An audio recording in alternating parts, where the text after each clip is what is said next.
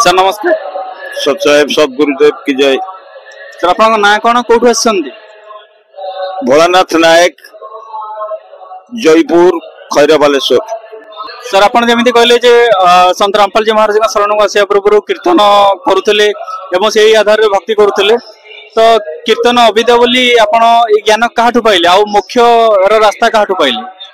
मुख्य रास्ता केवल सही सदगुरु रामपाल जी महाराज शिष्यत्व ग्रहण करी बही पुस्तक पढ़ली जेने की रहा आपनकर ज्ञान गंगा गीता तोर ज्ञान अमृत या पढ़ा बहुत किसी गला बर्तमान कीर्तन स्टॉप करी 5 लाख 5-7 लाख टंकार मटेरियल्स सब घरे पड़ी रही से सब नष्ट होगा लगे टच करूना। सर ओडिशा रे एभली मध्ये बहुत श्रद्धालु अछंती भगवान पाइबा उद्देश्य रे कीर्तन आयोजन करूछंती अष्टप्रहरी करूछंती, तो सेमानक आपनक संदेश कोन रहियो?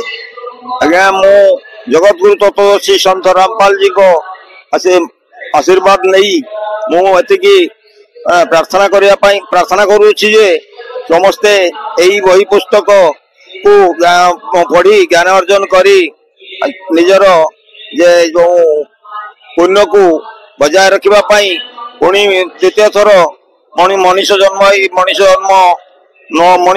जन्म न पाऊ से पुणी से सतलोक जाई निजर बार्धक्य को हटई सब जो सजौवन अवस्था रही सेठी हजार हजार वर्ष सतलोक कालातिपात करू यही मोर संदेश। समस्ते यही बही पुस्तक पढ़ी निजर मोक्ष प्राप्ति करूँ। धन्यवाद सर।